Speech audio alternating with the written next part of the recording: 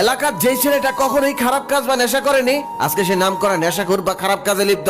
যে ছেলেটা কখনোই নিকোটিনের দোয়া সহ্যই করতে পারতো না, সেই ছেলেটার কাছে আজ নিকোটিন তার নিত্যদিনের সঙ্গী। নিকোটিন ছাড়া এখন সে চলতেই পারে না। সে এখন প্রতি রাতেই ছাদের এক কোনায় বা ব্যালকনিতে বসে নিকোটিনের আগুনে নিজেকে পোড়ায়। যে ছেলেটি কলেজ, কোচিং কিংবা বন্ধুদের আড্ডায় সবাইকে হাসিয়ে মাথিয়ে রাখতো, সে এখন চুপ থাকে, এখন আর আগের মতো কথা বলে না। যে ছেলেটা অন্ধকার আর কালো জিনিসকে সব থেকে বেশি অপছন্দ করতো, আজকে সে সবাই গেলে সবার আগে কালো কালারটাই পছন্দ করে, আর প্রায় সময়ে তাকে অন্ধকারের মধ্যে বসে থাকতে দেখা যায়। এছাড়াও আমাদের আশেপাশে আরো অনেক ঘটনা ঘটে, কারোটা প্রকাশ পায় আবার কারোটা প্রকাশই পায় না। সমাজের ছোট বড় প্রত্যেকেই ভাবে হয়তো খারাপের সংস্পর্শে গেলে একটা মানুষ খারাপ হয়ে যায়। এভাবে আমাদের আশেপাশে ঘটে যাওয়া কর্মকাণ্ড গুলোর প্রতিক্রিয়া আমরা এভাবেই জানাই। সাধারণত প্রতিক্রিয়াগুলো এরকম হয়: ছেলেটা আগে ভালো ছিল কিন্তু এখন রোজ সিগারেট খায়, ছেলেটা নষ্ট হয়ে গেছে, মারপিট আর নেশায় আসক্ত হয়ে গেছে। এই ছেলেটা ছোট থেকে আমাদেরকে কত সম্মান করতো, কিন্তু এখন সামনে সিগারেট ধরায়, এই ছেলেটাও নষ্ট হয়ে যাবে, আমরা কখনো কল্পনা করতে পারিনি, ইত্যাদি ইত্যাদি। আমরা তখন ভেবে থাকি এসব ছেলেগুলো নষ্ট হয়ে যাওয়া বা বিগড়ে যাওয়ার পিছনে খারাপ সঙ্গই দায়ী। কিন্তু কখনো কি জানতে চেয়েছি বা চেয়েছেন তাদের নষ্ট হওয়ার পিছনে কারণটা কি?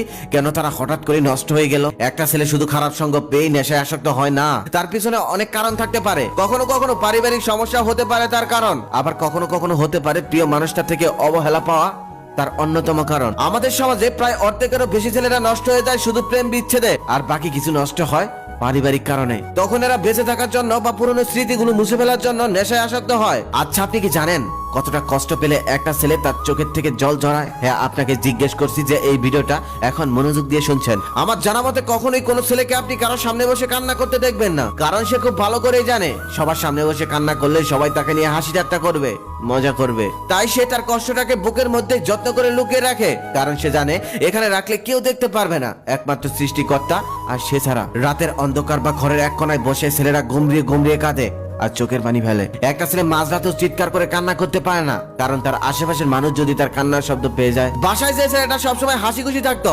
বন্ধুদের আড্ডায় সবাইকে মাতিয়ে রাখতো, কিছুদিন যাবত ভালোবাসার মানুষটার থেকে সেই ছেলেটা অবহেলা পেয়ে অনেকটা বদলে গেছে।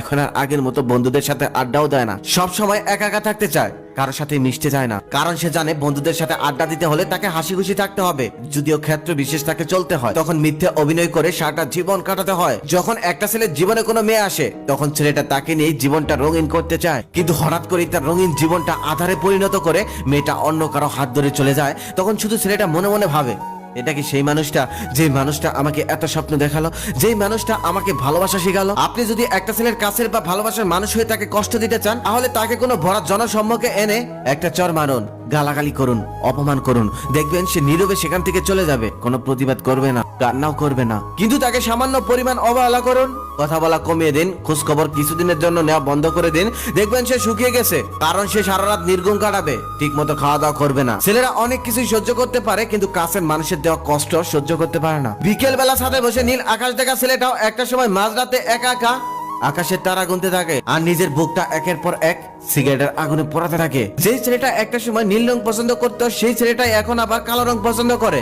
এখন তার পছন্দে পরিবর্তন এসে গেছে, কারণ তার ভালোবাসার মানুষটার পছন্দের রং ছিল নীল, আর সেই মানুষটা তাকে ছেড়ে চলে গেছে।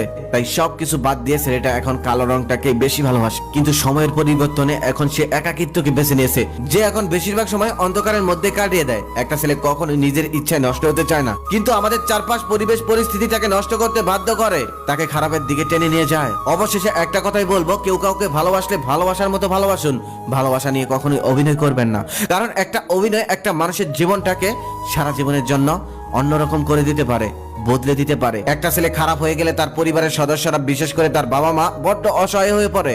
সংসারে তো অশান্তি নেমে আসেই, সমাজকে মুখ দেখাতেও কষ্ট হয়। এটা আপনি আজ বুঝবেন না, সেদিন বুঝবেন যেদিন আপনিও কোনো সন্তানের মা হবেন।